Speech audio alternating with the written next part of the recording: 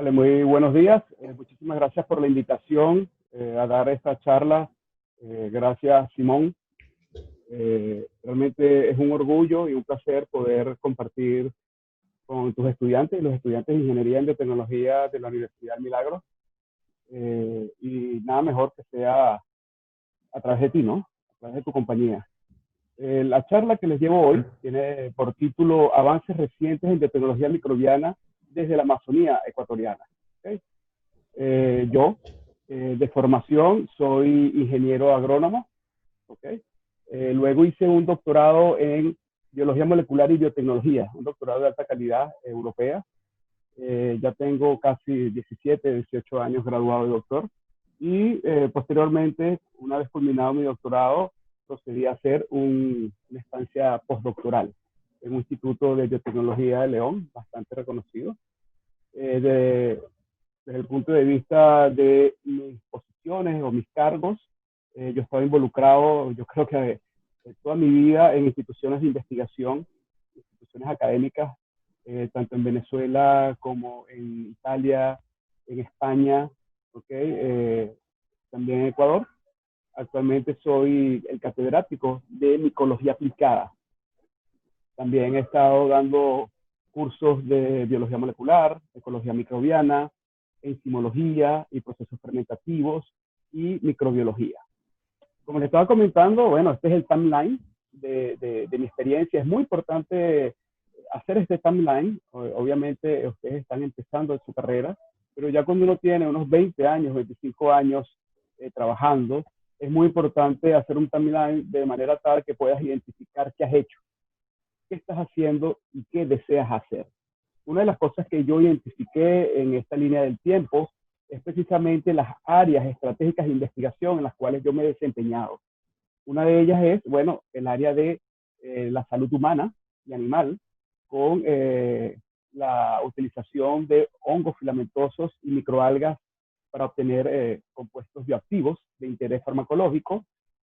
También tuve un tiempo muy importante en el estudio pues, de la biotecnología del petróleo, aplicando microorganismos o sus componentes para darle un valor añadido al crudo, a los crudos no convencionales. Me refiero a crudos pesados y extrapesados. Asimismo, he dedicado una gran parte de mi tiempo, de mi trayectoria científica, en la bioremediación ambiental, en todo lo que tiene que ver con la biocatálisis ambiental, que tiene que ver con procesos de bioremediación utilizando microorganismos y micorremediación, que es un punto que vamos a tocar más adelante. Y también he estado obviamente por mi perfil profesional involucrado en el área de la seguridad alimentaria, seguridad y soberanía alimentaria, con la promoción, ¿okay?, de la agricultura sustentable, estudiando y aplicando hongos micorrízicos arbusculares para incrementar la productividad de los cultivos, igualmente la producción de hongos comestibles amazónicos y también la micotecnología, ¿no? La tecnología del micelio. Como les estaba comentando, yo soy profesor de esta maravilla que se llama IKIAN, una universidad que está enclavada en la espesura de la selva, a 8 kilómetros de Tena. Tenemos unas instalaciones muy importantes, tenemos unos laboratorios nuevos con equipos los más modernos que puedan existir. Realmente no envidiamos ningún otro laboratorio de cualquier país del primer mundo. De hecho, en este edificio de laboratorios que vemos a la derecha, existen oficinas donde de una manera bastante cómoda trabajábamos, ¿no?, los profesores en épocas pre-pandemia, ¿no? Esperemos retornar a nuestra realidad pronto. Bueno, entre los numerosos grupos de investigación que se han desarrollado en IKIAN, existe uno que lo fundamos hace un par de años, ¿okay?, que se llama microbiología aplicada. Este grupo tiene como objeto pues, el estudio de los microorganismos, su rol en los ciclos biogeoquímicos, su rol en el ciclado de la materia orgánica. Estoy hablando de nutrientes también como, bueno, carbono, nitrógeno, fósforo, etcétera. También su rol, obviamente directo, se cree que no lo es, pero sí es, en el cambio global. ¿Okay? cómo de pronto un microorganismo que está creciendo en las raíces de una planta tiene que ver con una molécula triatómica en la atmósfera, que es el CO2, en este caso, y tiene mucho que ver, ¿no? Bueno, tenemos unas líneas de investigación muy interesantes. Las líneas de investigación son las siguientes: estudio de microbiomas, metabolismos, modificaciones genéticas y epigenéticas. Esto tiene más que todo que ver con el uso de metagenómica, ¿okay? Entre las ciencias ómicas la metagenómica, ¿okay? La proteómica, pero también la edición de genes y genomas. No solamente genomas, sino también epigenomas. ¿Okay? También tenemos una línea de investigación sobre procesos de bioremediación y restauración ambiental, ecología microbiana, ciclos biogeoquímicos y cambio global, como les estaba comentando, microorganismos y tecnologías bioquímicas, microbiología clínica, zoonosis y fitopatología, y recientemente, en vista de los descubrimientos arqueológicos que se han encontrado en torno a Itián, de comunidades indígenas que se han establecido en la región hace más de 3.000 años, estamos iniciando una línea de investigación que tiene que ver con la geomicrobiología. Yo les quiero comentar en la charla de hoy 5 proyectos muy importantes de los cuales yo soy coordinador, los cuales fueron iniciados el año pasado. Uno tiene que ver con biocatalizadores hidrocarbonoplásticos, que luego le voy a explicar qué es eso, para la bioremediación de suelos contaminados con hidrocarburos recalcitrantes en la Amazonía. ¿Okay?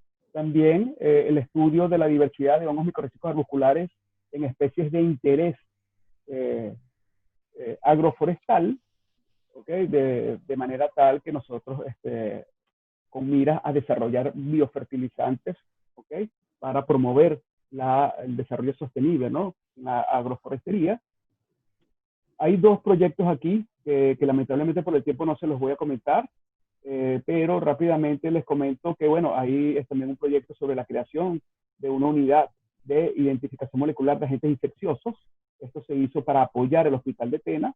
Nosotros en este caso estamos trabajando generalmente con hongos y bacterias asociados a infecciones respiratorias de origen fúngico, ¿okay? Y de origen bacteriano, utilizando metagenómica y secuenciación masiva, secuenciación de próxima generación, ¿no?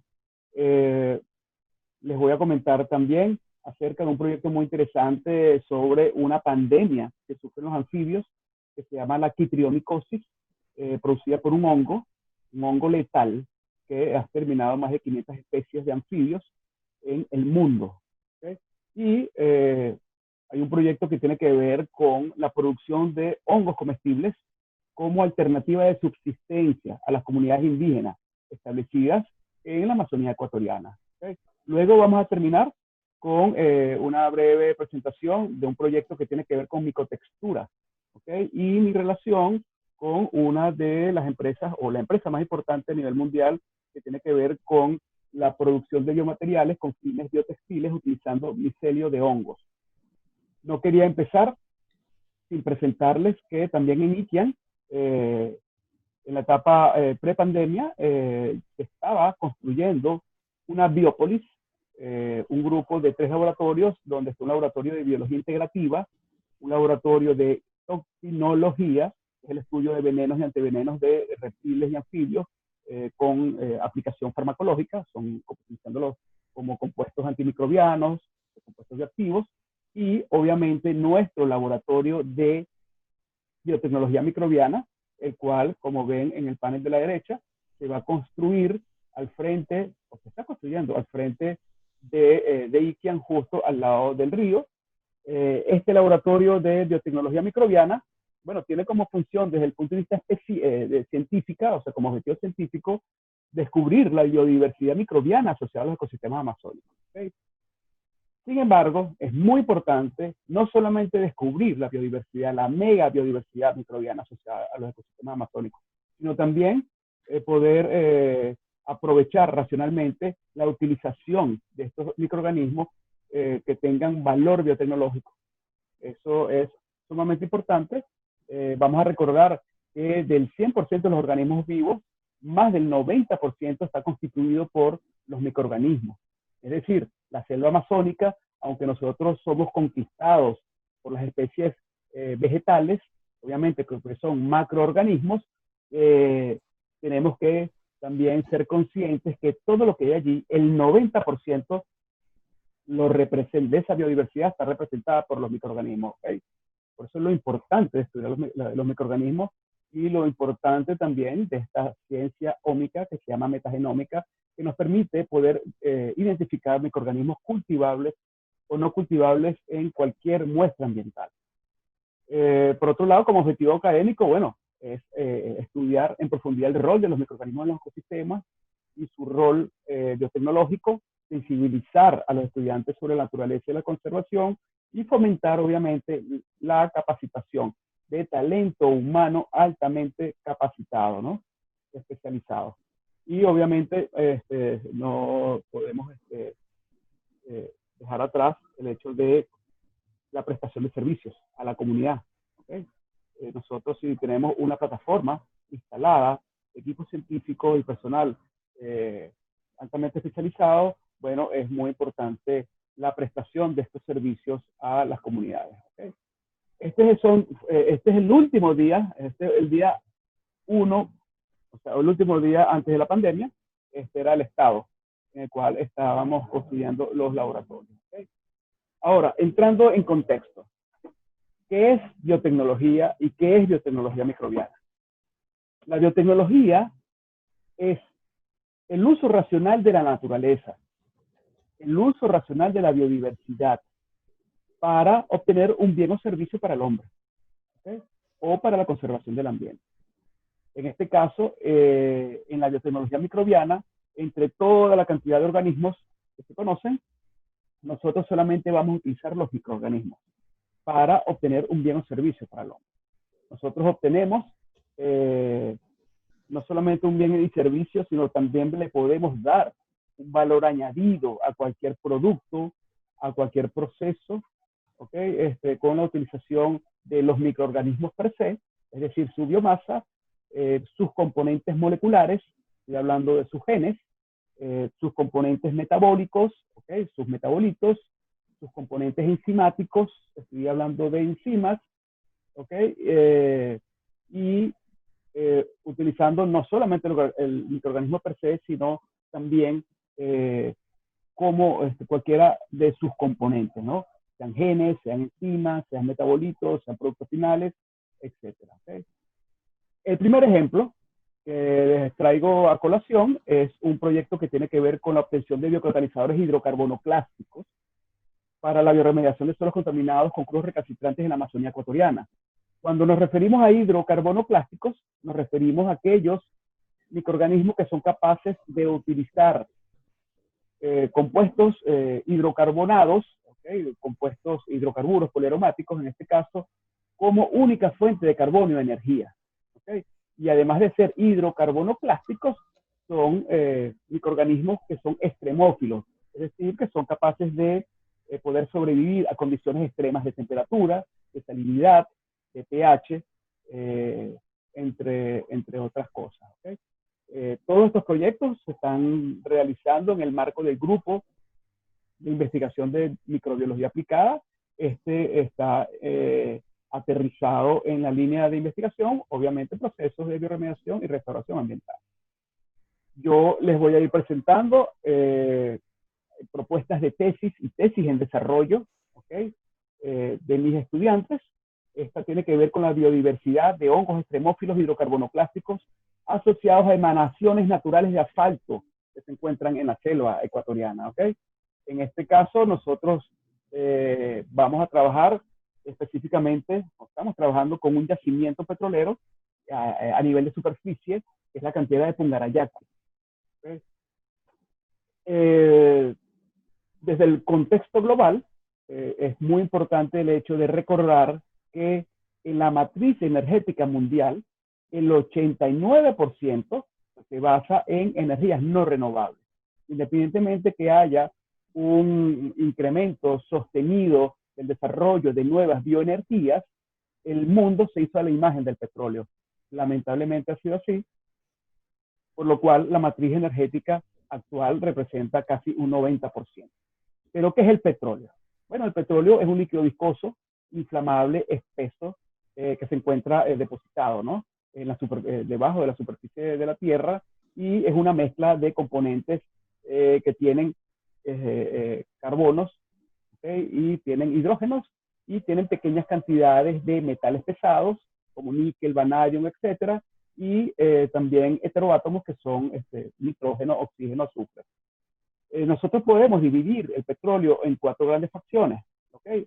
Que van desde las fracciones más livianas a las más pesadas, son las fracciones SARAS, ¿no? Los saturados, los aromáticos, la resina y los asfaltenos. Los crudos pesados y extrapesados, que son los crudos no convencionales, generalmente tienen una alta concentración de asfaltenos, que es la fracción más recalcitrante, es decir, que no es biodisponible por los microorganismos, ¿okay? La más recalcitrante, más polar y la de mayor peso molecular, que le da esas características al crudo pesado y extrapesado, y al asfalto, y también a las arenas bituminosas de Canadá, en este caso. Dependiendo de su clasificación, bueno, un crudo liviano va a tener una mayor cantidad de azufre y nitrógeno, ¿okay? Dependiendo de su gravedad API, que es una medida indirecta de densidad. La gravedad API de los crudos pesados y extrapesados es menos de 10, de 10 a menos de 10, van a tener una mayor cantidad, como les estaba comentando, de asfaltenos y metales pesados. Obviamente van a ser más viscosos. Los crudos livianos van a tender a tener una mayor toxicidad, obviamente porque son más biodisponibles por los microorganismos, mientras que los crudos pesados y extrapesados y los asfaltos tienen una menor toxicidad porque tienen una mayor recalcitrancia, es decir, no biodisponibilidad por los microorganismos, y obviamente los crudos livianos tienen una mayor biodisponibilidad, ¿no? Todos sabemos, bueno, que el primer pozo petrolero se descubrió en la península de Santa Elena en el 1924, perdón. Sin embargo, la mayor área de producción petrolera en el Ecuador ahorita se da en la Amazonía, en un territorio de 52.000 kilómetros cuadrados. El establecimiento de la industria petrolera en nuestra Amazonía ha llevado a una cantidad de hechos que no deberían ocurrir. Tiene que ver con frecuentes derrames que contaminan suelos y aguas, ¿okay? Hay una cantidad de información casi semanal en la Amazonía, en Chuchufindi, en el lago Agrio, en Orellana, ¿okay? En Aguárico, Sucumbíos. Obviamente, esto hace que exista un riesgo a la salud, sobre todo a las comunidades indígenas que están establecidas en la zona. ¿Por qué hay tantos derrames en Ecuador? Bueno, sencillamente por problemas operativos, y de manera implícita toda empresa petrolera conlleva a problemas de contaminación en su entorno, ¿no? ¿Y en qué consiste la bioremediación? Bueno, la bioremediación es cualquier proceso que utilice microorganismos, plantas o enzimas como componente, ¿no? de los microorganismos, que puedan ayudarnos a degradar contaminantes, ¿okay? Sea en matriz de suelos, sea en agua, sea en sedimento, etc. Dentro de la bioremediación, en vez de utilizar plantas, ¿okay? Nosotros vamos a utilizar hongos. Eso es muy importante. ¿Pero por qué? Bueno, porque los hongos poseen unas estructuras que se llaman hifas, que son capaces de penetrar de manera profunda en la matriz del suelo, donde se encuentra el contaminante.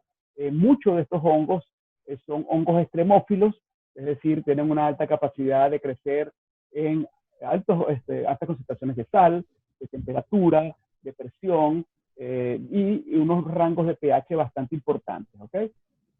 También estos hongos tienen un sistema enzimático extracelular altamente activo, ¿ok? Este sistema es un sistema oxidativo que secreta el hongo al medio extracelular, que permite degradar una amplia gama de compuestos tóxicos y contaminantes.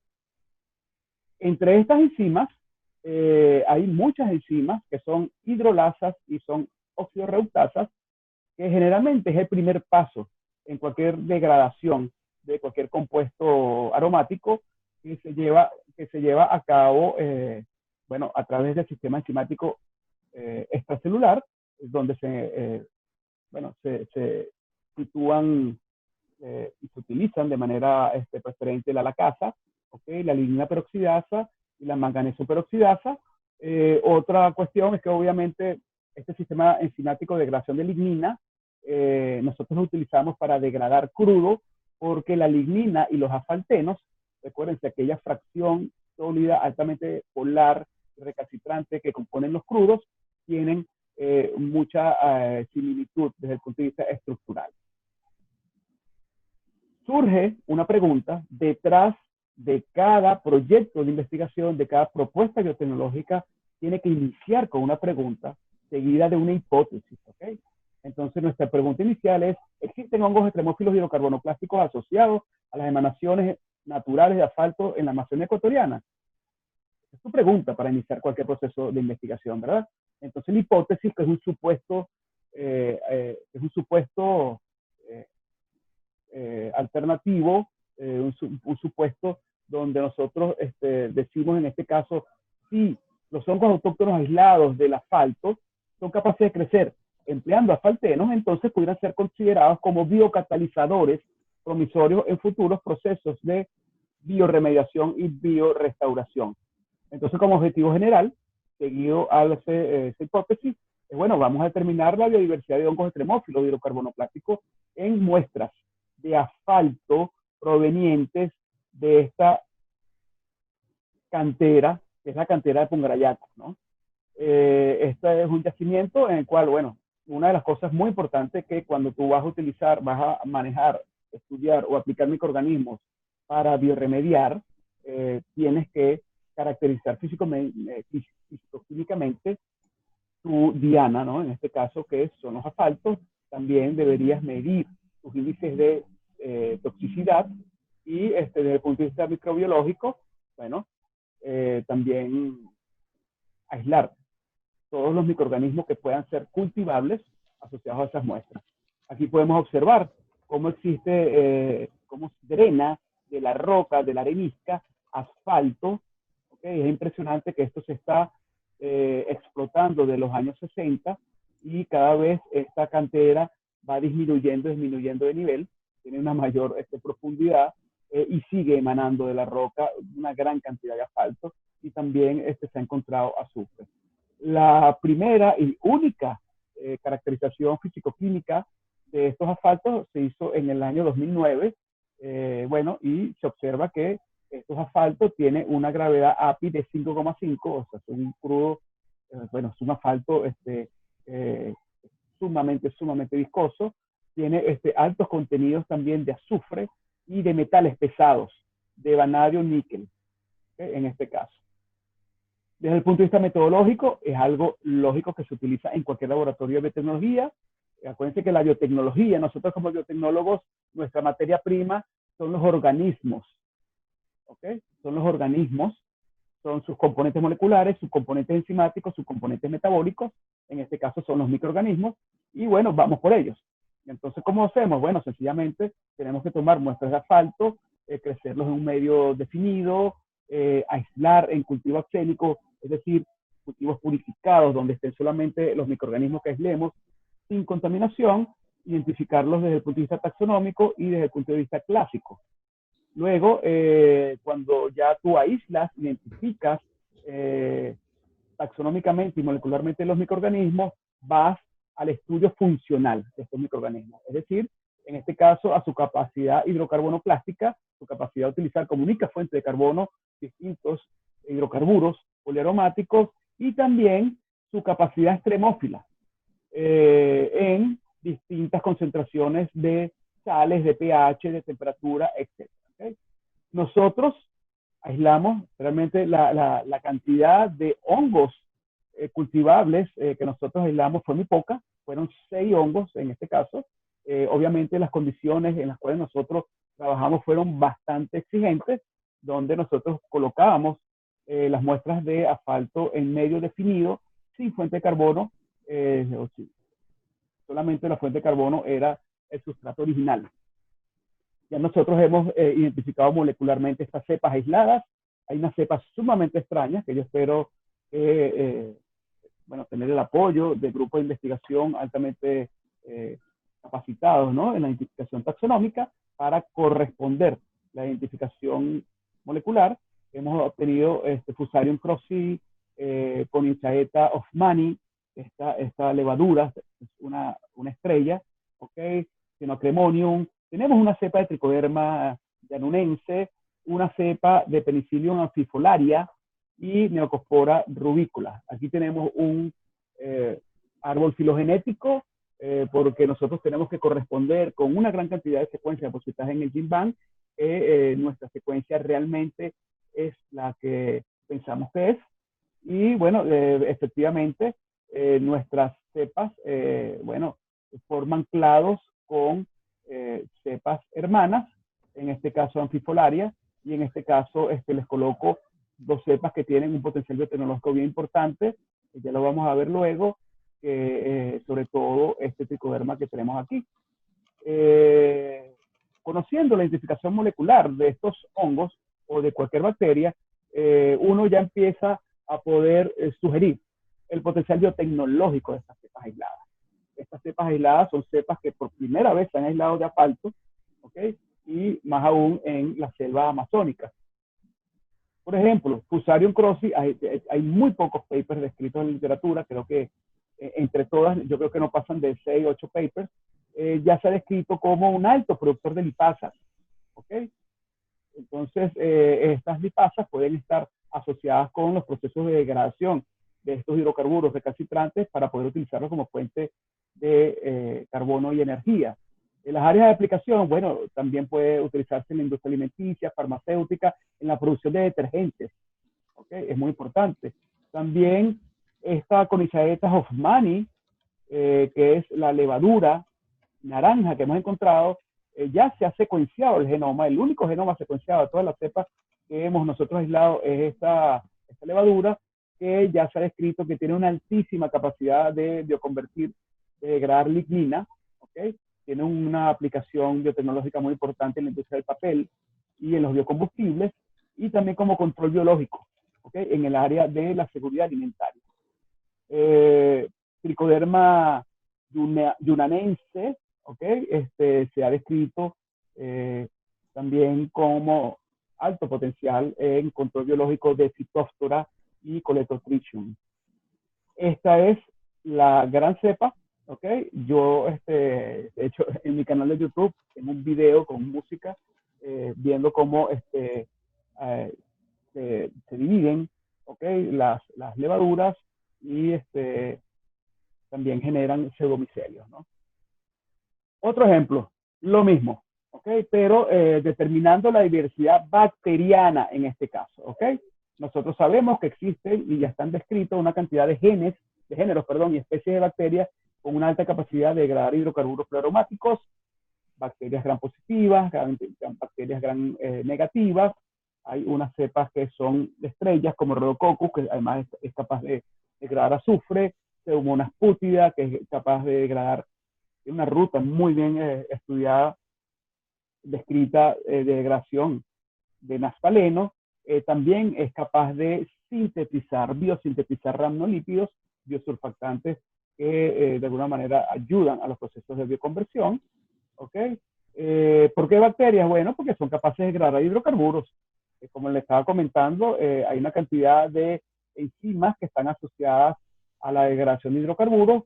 Una de las enzimas y las rutas catabólicas clásicas es la ruta del NAC, que es de la degradación de naftaleno en Pseudomonas pútidas. ¿Okay? ¿Y por qué bacterias? Bueno, no solamente están asociadas a el catabolismo de estos compuestos contaminantes, sino también a la biosíntesis de moléculas de compuestos tensoactivos como los biosurfactantes, que nos ayudan a los procesos de bioremediación. Entonces, una pregunta, nuevamente, no se olviden de la pregunta. ¿Cuáles son las características morfológicas y bioquímicas de las bacterias aisladas de asfalto?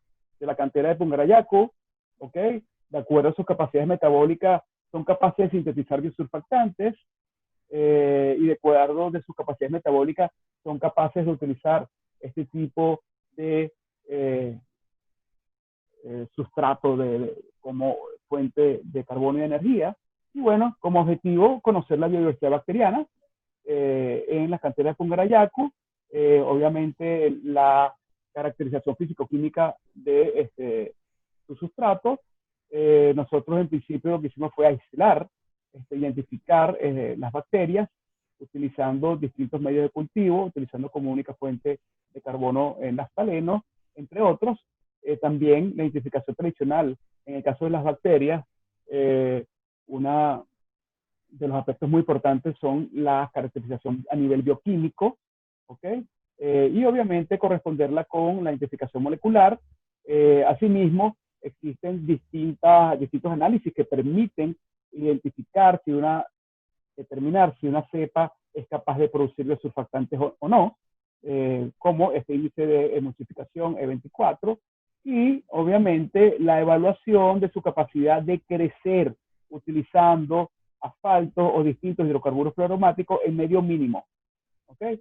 Nosotros, de todas las muestras que procesamos, solamente fuimos capaces de obtener 3 bacterias cultivables. Aquí estamos hablando solamente de lo cultivable. Vamos a recordar que del 100% de lo cultivable, en este caso de los microorganismos, solamente el 10% o menos es cultivable, ¿no?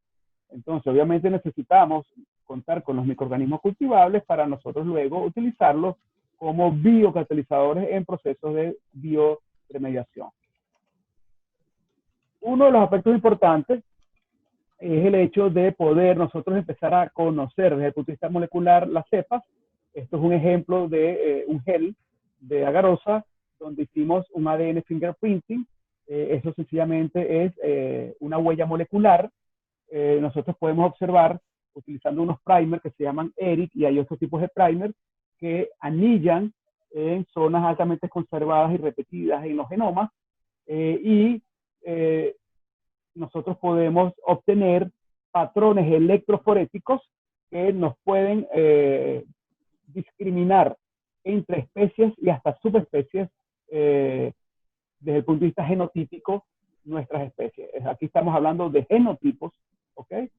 Por ejemplo, aquí vemos en estas barras en rojo, teníamos 2 cepas que al final nosotros, desde el punto de vista microbiológico, desde el punto de vista bioquímico, pensábamos que era la misma, pero haciendo este ADN fingerprinting, bueno, sabemos que sí, que es la misma. Esto sencillamente es una repetición de la cepa 1, y esta es la cepa 2, y sí, efectivamente es idéntica a la cepa 1.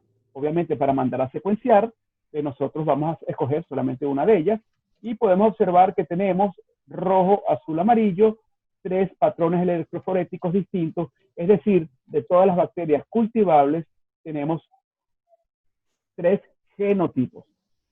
Una vez identificadas molecularmente, pudimos encontrar que tenemos, bueno, Serratia marcescens, que se caracteriza por esa coloración rojiza. Tenemos una bacteria sumamente extraña que es Cedesea lapahei, y tenemos otra subespecie de Serratia marcescens. Aquí podemos observar el árbol filogenético, donde nosotros hemos incluido un montón de secuencias más que tienen homología con las nuestras. Podemos observar que en el mismo clado, con un altísimo, ahorita ya lo veremos en la tabla, porcentaje de identidad, 100% de porcentaje de identidad. En el caso de Serratia marcescens, ¿ok? Es idéntica, ¿ok? Nuestra Serratia, nuestra cepa 1 y 2 es Serratia marcescens. Aquí podemos observar arriba, en amarillo, como nuestra cepa AF3 se une en el clado de Cedesea lapahei, y otra cepa que es una subespecie de Serratia marcescens, que es esta Surfactantaceens, ¿ok? ¿Cuál es las aplicaciones biotecnológicas? Bueno, esta Cedesea lapahei, hay un paper que es donde publican su genoma, y también algunas aplicaciones biotecnológicas. Bueno, esta bacteria tiene un poderosísimo sistema enzimático de degradación de lignina, siendo bacteria, no hongo, y tiene una aplicación muy importante en la industria del papel y biocombustibles, ¿okay? Para producción de bioetanol, pero también para procesos de bioremediación. Y sí es largamente conocida, esta Cerrate marcescens, tiene varios genomas secuenciados, varias cepas o genomas secuenciados, es capaz de producir esos surfactantes, que se llama la serrawetin, ¿ok? Y también está asociado con distintas actividades antibacteriales, anticancerígenas, inmunosupresoras, antimaláricas. Por lo tanto, tiene un montón de áreas de aplicación, no solamente en el campo de la bioremediación y la conversión de biomasa, sino también en la biomedicina. Aquí estamos, un grupo de estudiantes que me acompañan. Aquí está Melanie Ochoa y está aquí atrás David Ochoa, que son mis tesistas en la aventura, ¿no? de los hongos hidrocarbonoclásticos y las bacterias hidrocarbonoclásticas extremófilas. Vamos a cambiar ahora de panorama. Biotecnología microbiana. ¿Qué podemos hacer en el área de la seguridad alimentaria? Bueno, tenemos un proyecto muy interesante, SEDIA, donde estamos participando en un proyecto que están dando, Yachay Tech, IKIAN y la SPOL. La dirección, la coordinación de este proyecto es en IKIAN, por mi persona, y nosotros sencillamente queremos estudiar la biodiversidad de hongos micorrízicos arbusculares asociadas y también ectomicorrizas asociadas a especies agroforestales, y nos hemos dividido el país. ¿Okay? En la costa está la SPOL, trabajando con cacao. Ahí está el doctor Milton, ¿okay? Barcos. En la sierra, en la franja de la sierra, está Yachay, trabajando con el cedro, ¿okay? Con un grupo muy importante allá. Y en la Amazonía estamos nosotros trabajando con guayusa. En guayusa no se ha hecho absolutamente nada. ¿Okay? Aquí yo tengo dos estudiantes que están haciendo sus tesis y hemos encontrado cosas realmente importantes. Pero, ¿qué son las micorrizas? ¿Okay? Las micorrizas es el producto de una asociación simbiótica entre un hongo que habita el suelo y las raíces de las plantas. ¿Okay? Estos hongos, ¿okay? Sus esporas germinan, ¿okay? Producen una hifa que va a conquistar, colonizar la raíz, ¿okay? Y se forma una red microscópica tridimensional en torno a la raíz, donde en este proceso mutualista, el hongo le provee a la planta agua y nutrientes, ¿okay? Para su nutrición y para su mejora del estado inmunológico, mientras que el hongo se alimenta de los carbohidratos productos de la fotosíntesis. ¿Okay? ¿Por qué Ilex guayusa? ¿Por qué guayusa? Bueno, la Ilex guayusa es una hermana muy cercana de Ilex paraguayensis, que es el yerba mate, ampliamente utilizado en Argentina, Chile, en Brasil también. Bueno, esta es una planta que se ha utilizado ancestralmente por sus propiedades medicinales, contra la diabetes, es una bebida energizante, es antiinflamatoria, diurética, y tiene altos contenidos de cafeína, teobromina, triterpenos, ¿okay? Y clorogénicos, ¿okay? Y antioxidantes. ¿Cuál es el problema de todo esto? Bueno, que se ha conocido en encuestas desde el punto de vista agropecuario que se han realizado. Bueno, el sector agropecuario en Ecuador, bueno, representa el 8% del Producto Interno Bruto y representa el 85% de las exportaciones del Ecuador. ¿Okay? Entonces, que incluye obviamente el banano, no incluye los camarones, que es también, y las flores, que es también un porcentaje importante. ¿Qué sucede? Bueno, que hay un uso indiscriminado de fertilizantes químicos y de plaguicidas químicos en prácticamente el 51%, ¿okay? De la superficie de los cultivos permanentes, y solamente 3% han utilizado otro tipo de alternativas bajo un criterio orgánico, ¿no? Entonces la justificación, bueno, necesitamos asegurar un desarrollo sustentable, agroecológico, de la agroforestería. Todos conocemos la importancia que tienen estas especies agroforestales, sobre todo el cacao. Ecuador como principal, uno de los principales productores en el mundo, ¿okay? La guayusa, que cada vez tiene una mayor demanda a nivel nacional e internacional, y el cedro, obviamente, por sus beneficios en la producción de madera. Bueno, ¿cuál es la pregunta? ¿Cuál es la biodiversidad de hongos micorrízicos arbusculares asociadas a plantaciones ancestrales, okay, de guayusa? Estamos hablando de plantas que pueden tener 70, 50, 70, hasta 150 años de edad, y también plantaciones intervenidas por el hombre, porque obviamente debido a la gran demanda nacional e internacional que en este momento existe sobre la guayusa, cada vez se está sembrando más guayusa, ¿no? Entonces, para determinar esta biodiversidad, bueno, encontramos cosas muy importantes. ¿Okay? Esto lo que ven allí son esporas de hongos formadores de micorrizas arbusculares. Aquí podemos observar en la A, es del género Glomus. Podemos observar en la C, es una entropóspora, ¿ok?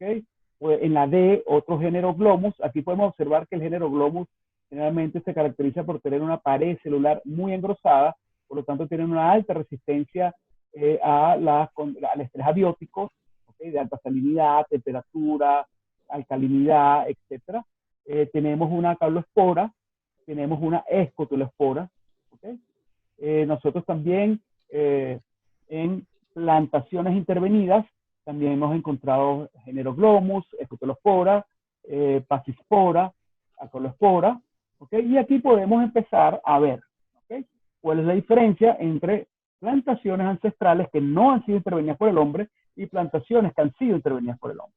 Aquí podemos observar que casi existe 3 veces más esporas en plantas que no han sido intervenidas, es decir, en guayusa ancestral, donde nosotros nos podemos encontrar alrededor de 140 esporas en este volumen de suelo con relación a 53 esporas en este volumen de suelo.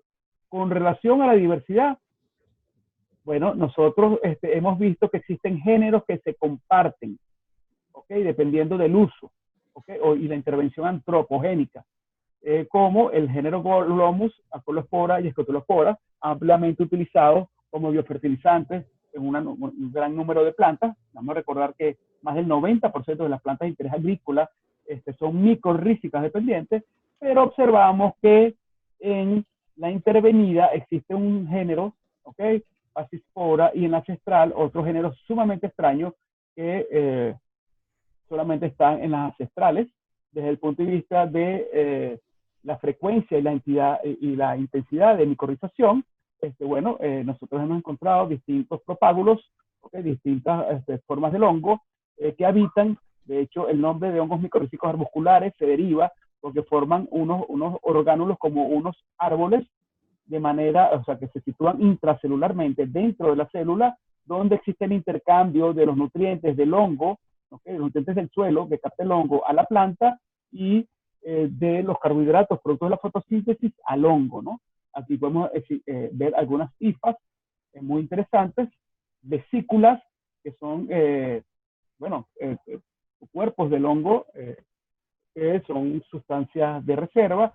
Sin embargo, también nosotros hemos descubierto otro tipo de hongos que son muy poco estudiados, que se llaman los Dark Septate Endophyte Fungi, que son hongos septados endófitos oscuros porque tienen una alta concentración de melanina, que también se ha visto que tiene un comportamiento similar con los hongos micorrízicos arbusculares, ayuda a nutrirse la planta, pero lo interesante desde el punto de vista biotecnológico es que estos hongos septados oscuros son capaces de crecer en laboratorio, mientras todos estos hongos, la mayoría son hongos endófitos obligados, que necesita siempre su hospedador para poder crecerlos, ¿no?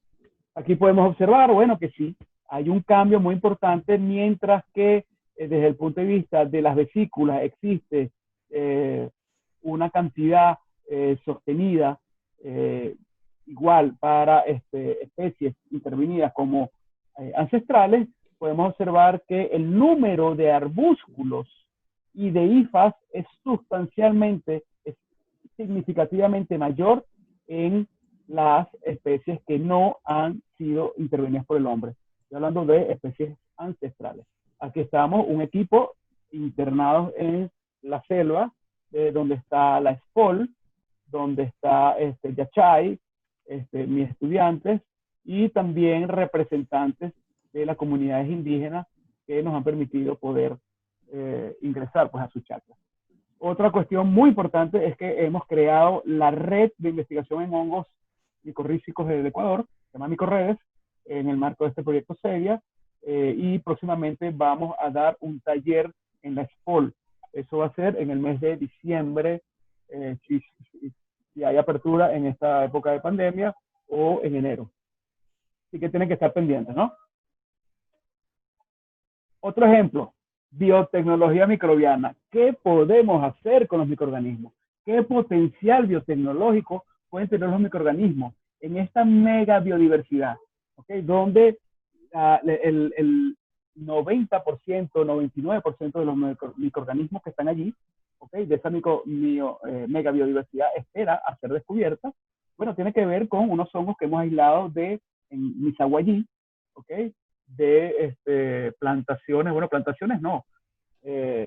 Estos hongos los aislamos en un moretal, aislamos 2 hongos. Este hongo no crecía, sencillamente se activó a los 15 días y tiene una muy buena perspectiva como biocontrolador de hongos antagonistas del cacao o de otra planta, ¿no?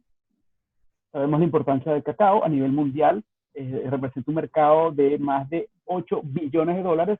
Ecuador es uno de los países que más produce y vende cacao, y el mercado nacional se sitúa en alrededor de 500 millones de dólares al año. Aquí podemos observar en el mundo cómo se ubican los países productores de cacao en la zona intertropical, es decir, entre los trópicos de Cáncer y de Capricornio, ¿ok? Sin embargo, ha existido unas fluctuaciones muy importantes en la producción de cacao a nivel mundial, ¿ok? Y esto se debe, obviamente, al mal manejo de las plantaciones. Hay plantaciones muy envejecidas, deterioro de los suelos y la incidencia de plagas y enfermedades, ¿ok? De hecho, hay proyecciones que se estiman que existen hasta 60% en pérdidas en la producción de cacao en la Amazonía ecuatoriana debido a hongos fitopatógenos, ¿okay? Entre los hongos fitopatógenos, bueno, está la Phytophthora, Monilopsora perniciosa, Monilopsora roreri, que ocasionan distintas enfermedades.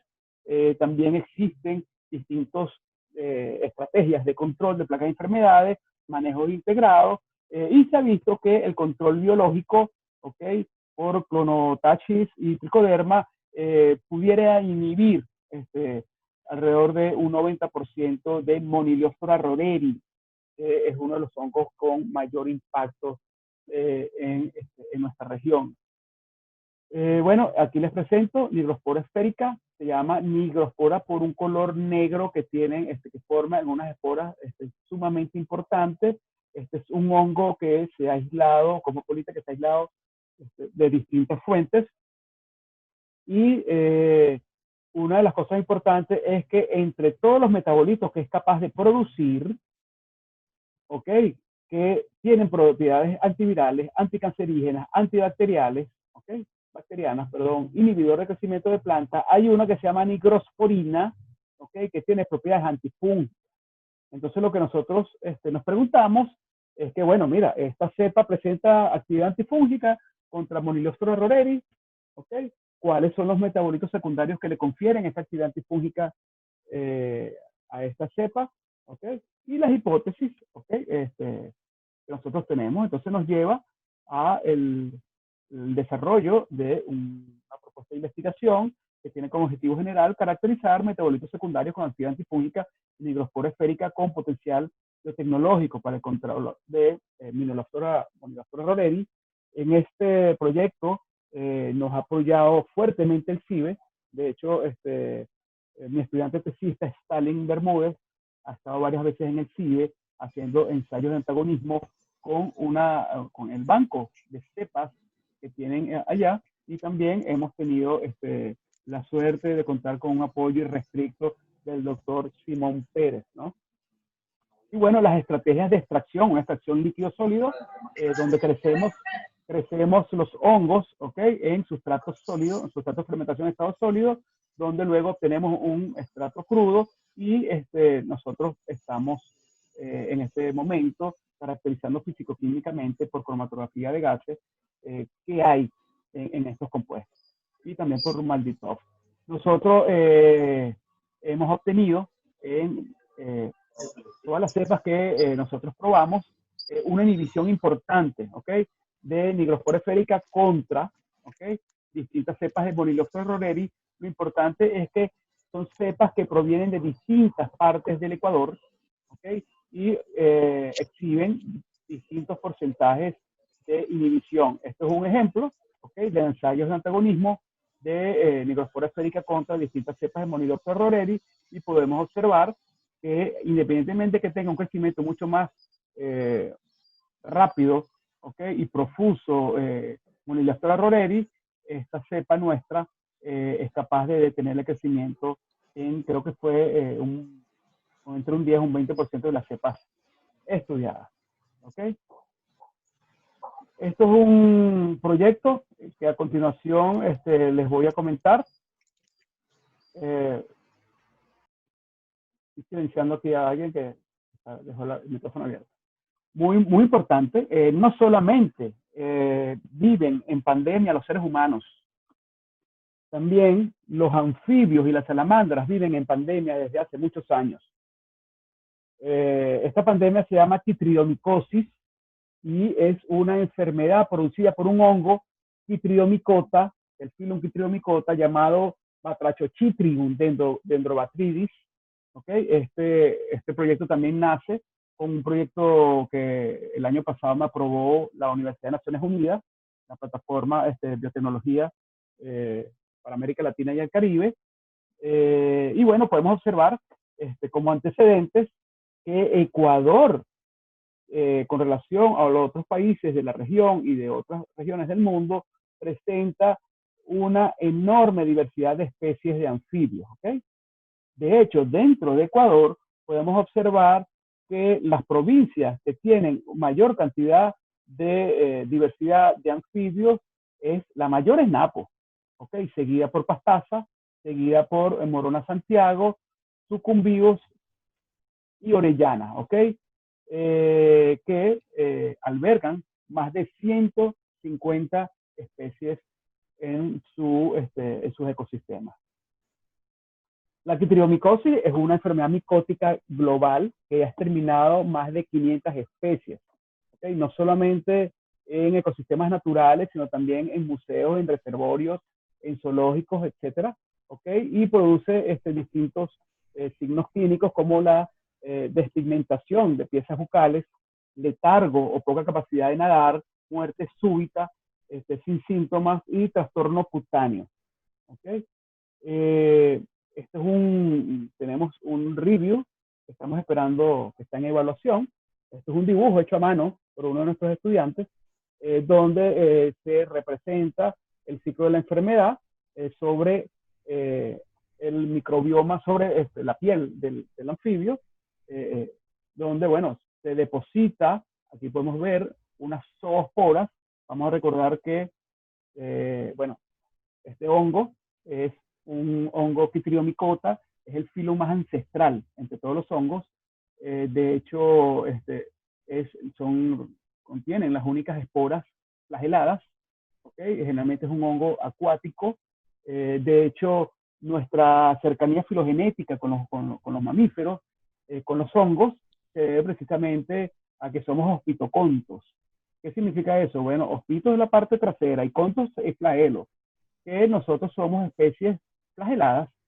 En este caso, el filum Chytridomycota, con estas zoosporas flageladas, se parecen a nosotros porque nuestras células germinales también son flageladas. ¿Cuáles son?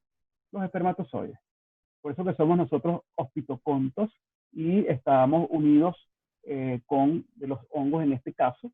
Aquí podemos observar el ciclo de la enfermedad, ¿ok? Un ciclo de vida epibiótico arriba y endobiótico abajo, donde, bueno, sencillamente la espora del hongo se deposita generalmente en ambientes acuáticos sobre la piel del, del anfibio, esporula, produce hifas, luego produce zoosporangios y nuevamente el ciclo se repite, ¿okay? De la enfermedad. Aquí ya el hongo está colonizando ya la parte interna de la piel cuando es un ciclo de vida endobiótico, ¿ok?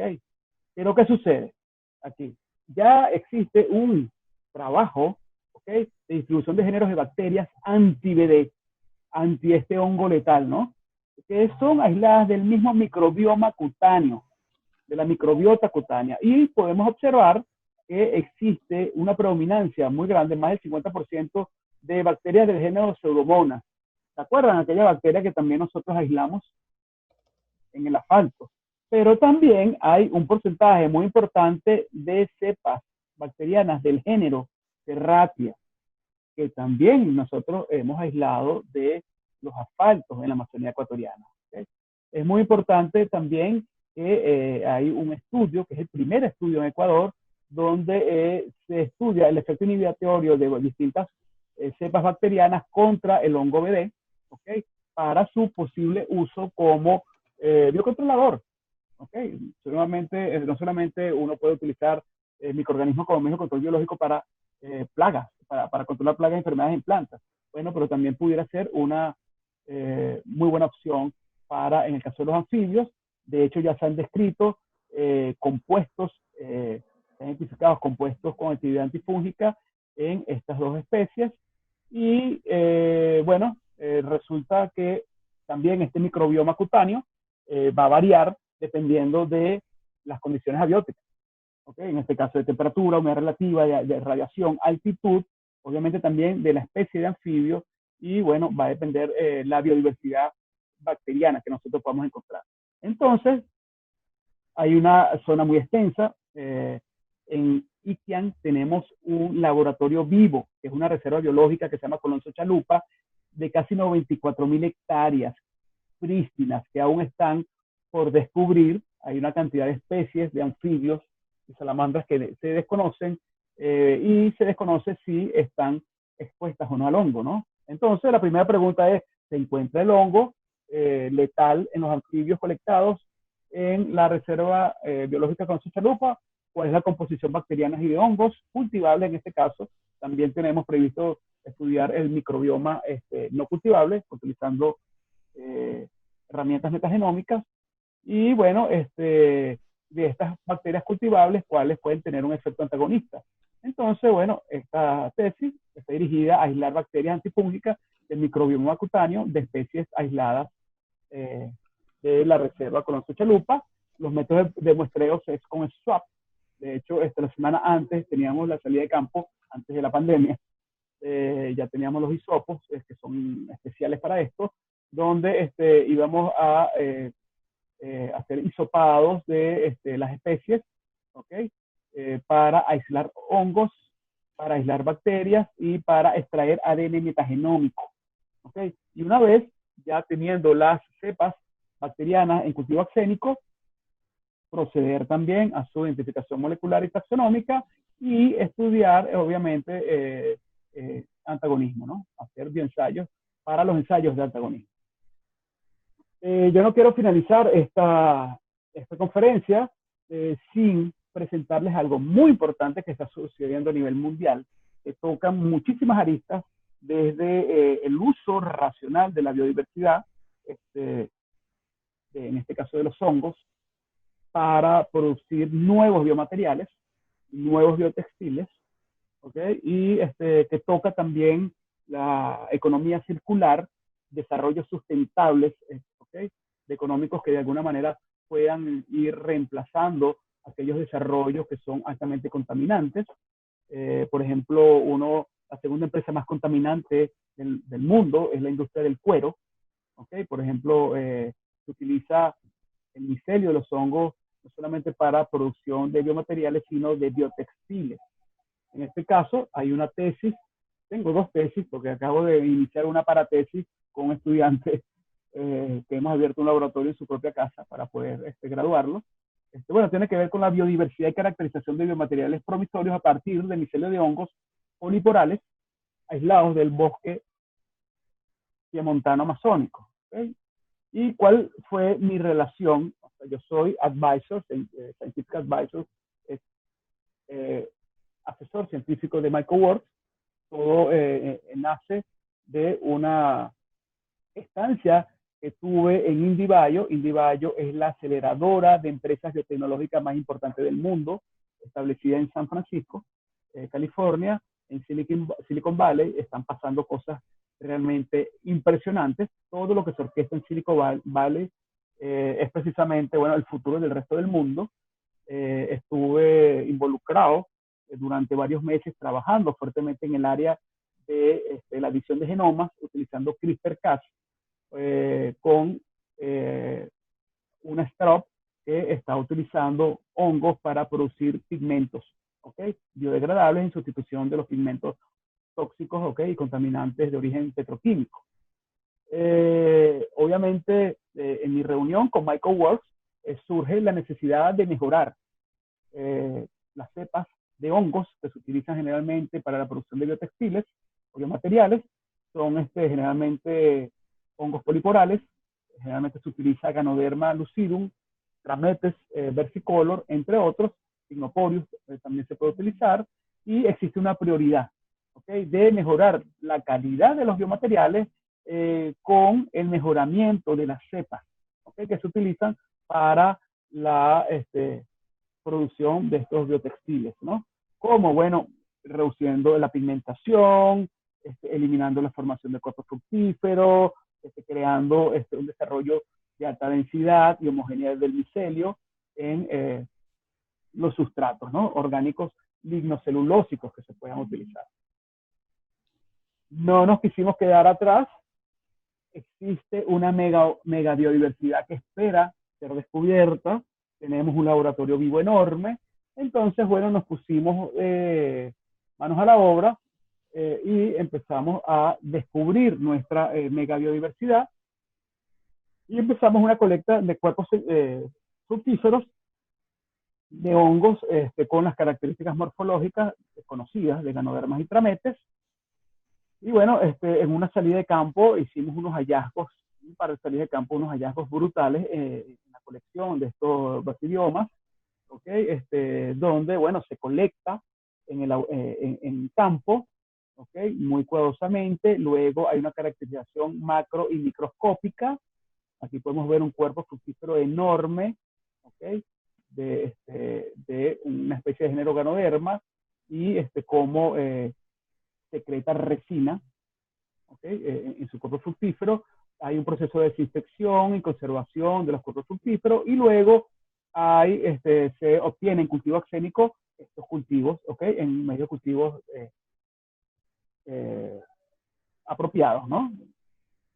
Bueno, aquí podemos observar la nomenclatura que se utilizó. Esta es otra colecta, donde pasamos del cuerpo fructífero en campo a placa de Petri y de placa de Petri a identificación molecular. Y luego, una de las cosas que queremos hacer nosotros es caracterizar fenotípicamente estos hongos, hacer un screening bien importante según su desarrollo de micelio profuso y denso, no solamente vegetativo, es decir, en el sustrato, sino también micelio aéreo, para secuenciar su genoma, ¿no? Y poder empezar a trabajar con él, ¿no?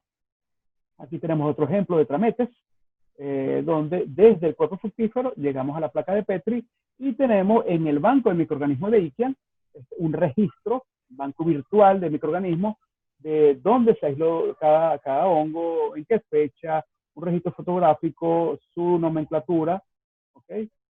De cada uno de los hongos, ¿okay? Que están aislados. En este momento, con Stalin Bermúdez, que tuvimos que, por motivos de pandemia, aprovechar estos tiempos, ya que está de salida, estamos haciendo una cantidad de experimentos, nos hemos convertido. Esto es una época en la cual ha promovido el surgimiento de biohackers, es decir, de investigadores que trabajan en sus propias casas.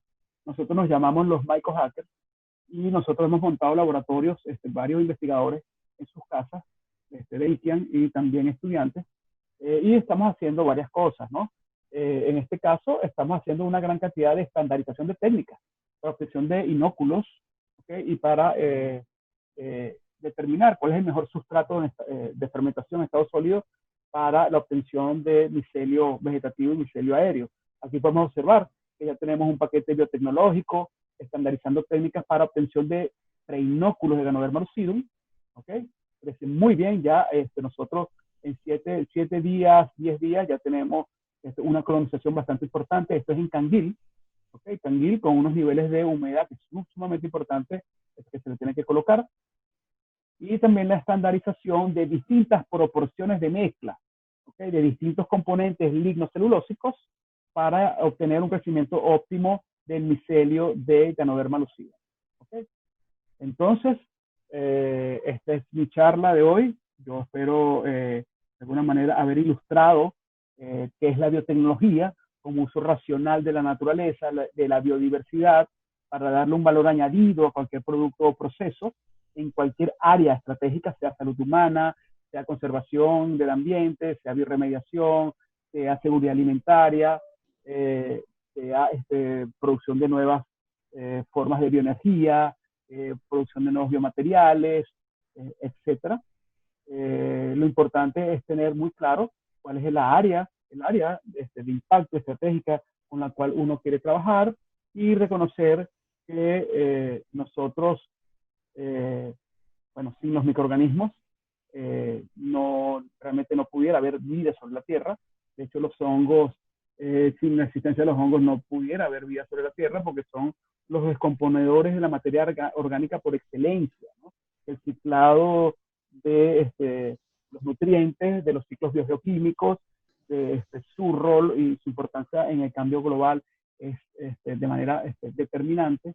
Y también, bueno, su utilización desde el punto de vista biotecnológico, según sus propiedades, para poder nosotros obtener un bien o servicio, en este caso, de los microorganismos. Muchísimas gracias.